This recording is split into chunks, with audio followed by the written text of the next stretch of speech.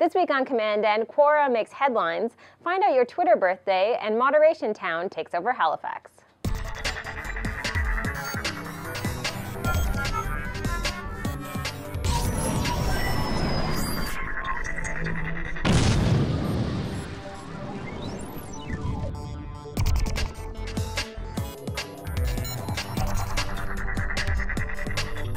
Welcome to episode 234 of commandN. I'm Amber.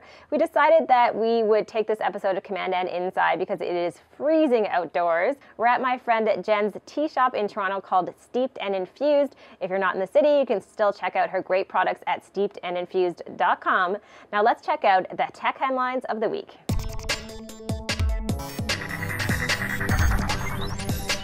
Our headlines this week are brought to you by our friends over at GoDaddy.com. If you are interested in signing up for a new domain name or getting any of their hosting services, you can get great discounts by going to commandN.tv/GoDaddy. And when you do this, you are supporting the show. So thank you very much.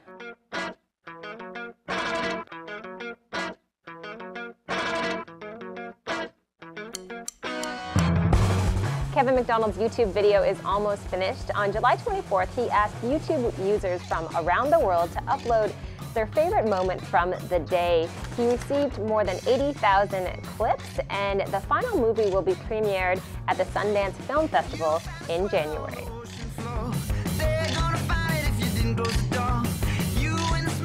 If you're not familiar with the website Quora, it is essentially like Twitter on steroids. It's a Q&A site that has recently been making headlines. A surgeon has gone onto the site and added links to videos and other materials to describe the surgery that Congresswoman Giffords underwent following the shooting in Arizona. Unfortunately for these patients, not only do they have to have open brain surgery, but they have to be awake during a part of this surgery. German researchers have created software called Expire that allows you to delete images after they've been posted for a certain amount of time on multiple social networking websites. The software only costs a few dollars a month. However, remember that while those photos were live, it was possible for someone to right-click and save them.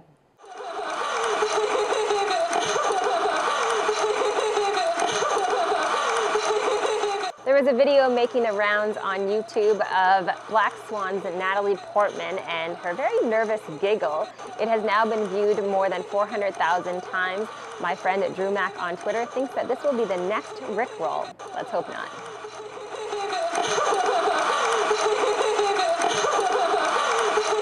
A 14-year-old boy from Utah has created an app called Balloon Ball, which is a physics puzzle game that has been downloaded more than 2 million times on the iTunes App Store. This is beating out other popular apps like the free version of Angry Birds. The boy said he is also working on another application, but he says that it is still top secret.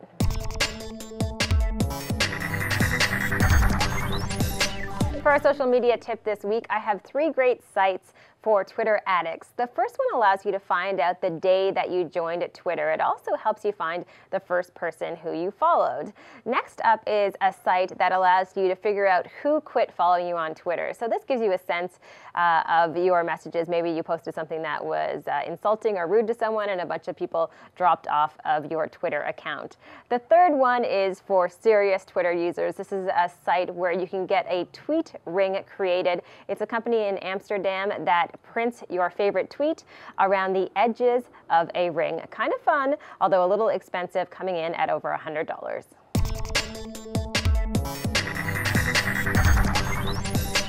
Alex, you know that we're behind with our clients. So either you need to prioritize recruitment or consider your staff turnover rate. You've got to pull yourself together, Alex. You've got to be the hedgehog. You've got to get the right people on the bus. What does a hedgehog driving a bus have to do with anything? The plot of Moderation Town is basically a small town in Nova Scotia loses its industry, and they have to figure out a way to make some money. And one guy, our main character, Alex Carpillo, he comes up with the brilliant idea of starting his own moderation company. We do a lot of interactive media projects, and we have to moderate them for many, many years afterwards. And we find that actually that long-term moderation exposes you to all kinds of interesting subcultures and communities and things, and it starts to really affect the way that you see the world after you've spent a lot of time online looking at the kind of things that people would say when they're anonymous, and it started to really shift our focus as we saw these small towns around us, closing down and reinventing themselves as call centers and things like that. And we thought, wouldn't it be bizarre if an entire small town with not much experience of the internet just decided to become all internet moderators and to outsource corporate moderation to all these different companies. And the way we kind of say it is that it's like they're just drinking from the fire hose of the worst parts of the internet. And that starts to affect everything about the town. We don't need to listen to these trolls. We need to throw acid on trolls. That's one of the only ways to damage them. They're like the sand people from Star Wars, you know? They just come out of nowhere with these staves in their hands, and they're gonna get you. The project started when we saw this idea of web series really starting to grow, and right in tandem with that, there was this new program that the Independent Production Fund launched called the Web Drama Series, and so we proposed the idea to them. They loved it, and they also came on board with Film Nova Scotia to put together the sort of funding package that allowed us to put this thing together. Showcase television station here has also come on board, and they're the ones who are promoting and in some ways hosting the site. And we've got other partners. ICUC Moderation took one look at this project, and they said we've got to be involved.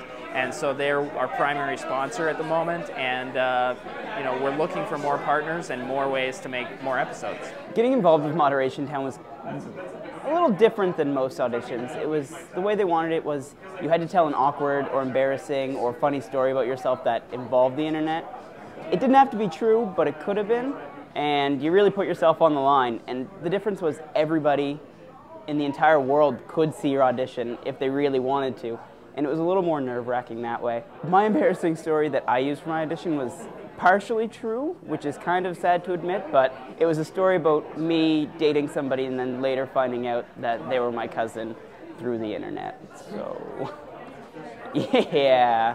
You should be careful on those dating sites. All kinds of surprises on the other end. Really, what we're looking at is a shift in the sort of sense of humor that's happening online, and also just the kinds of references that you can make in pop culture that are not necessarily mainstream references. You've been pwned. They're actually really technical, really geeky references that actually have a big following out there, because internet is becoming our real culture more and more every day. You have a really messed up view of social media, and I'm going to fix that. I have an abstract view of social media. It's not messed up.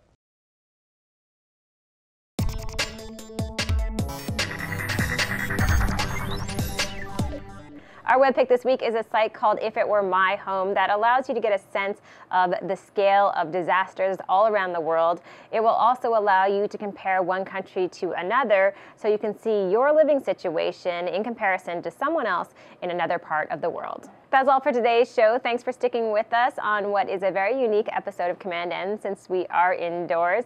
If you have any comments or any feedback, or you have a web pick, we'd love to hear from you.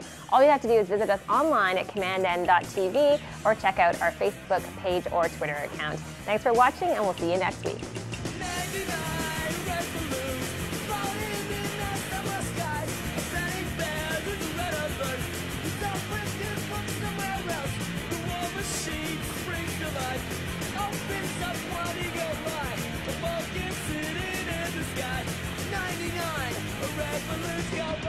Balloon, bubble, boy, bubble ball.